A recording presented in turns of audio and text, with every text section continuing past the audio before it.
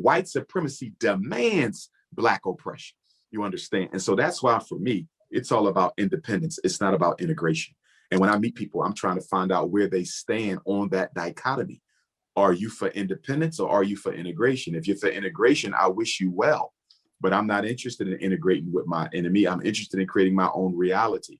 And then people say, well, how can you do that? This is America. Well, Chinese don't have a problem doing it. They're here. Mexicans don't have a problem doing it. They're here.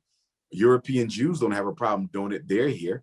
You have independent communities from other cultures all across America. But whenever you talk about Black people building an independent community, they want to trivialize that conversation. How do we do that? That's not possible. But you ain't trivialized Chinatown. You ain't trivialized Little Mexico. If other people can do it, we can do it. But the problem with independence is responsibility. Black people are too lazy to work for collective liberation. I didn't say they're too lazy to build their own business. They'll do that, but that's for them and their family. I'm talking about building for the community. We are lazy and disinterested when it comes to looking out for the collective. And one of the most effective tactics of the enemy used against African people was taking away our culture and replacing it with religion. That was a very effective strategy of division, because by taking away culture, which brings about organization and solidarity, they gave us religion.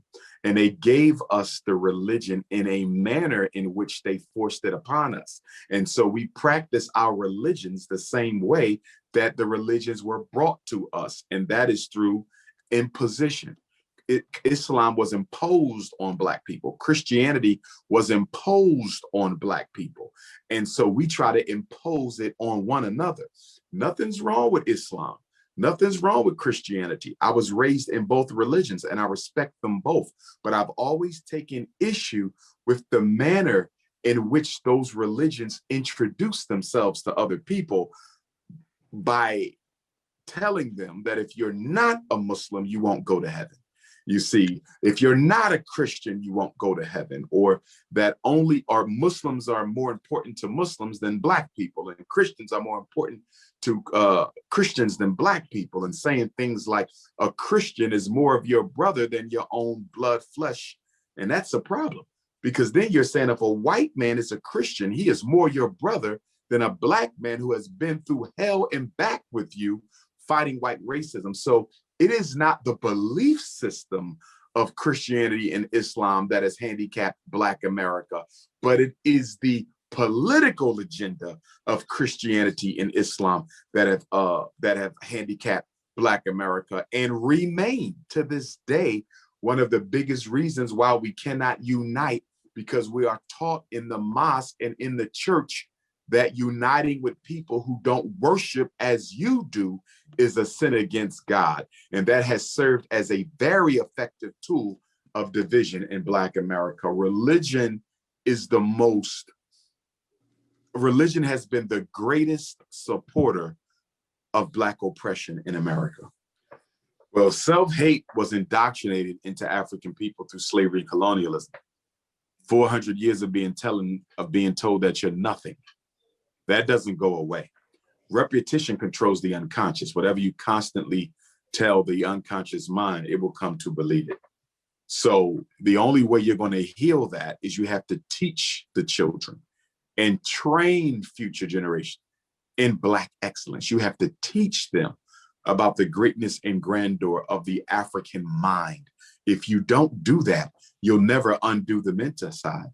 And one of the reasons why we haven't been able to undo self-hate in Black America and throughout the African world is because most of our children still taught by white folks or on a white curriculum. So how are you going to free Black children from the shackles of psychological slavery when you still send your children to the very same people who enslaved you to get an education? It is impossible. One of the greatest contradictions of Black pride and Black power is the fact that most Black children in the world, globally, most African children are either taught by white people or taught by way of a white curriculum. America is in the midst of a genocide campaign against African people.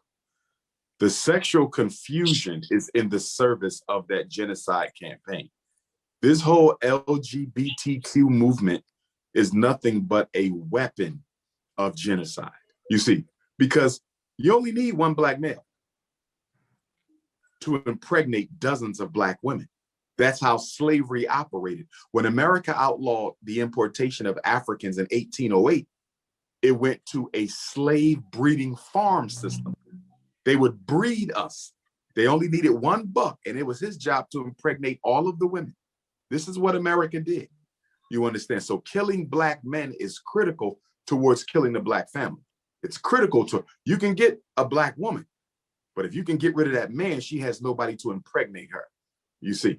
And so that's why killing the black man, who is the defense of the community, has always been a priority of this government.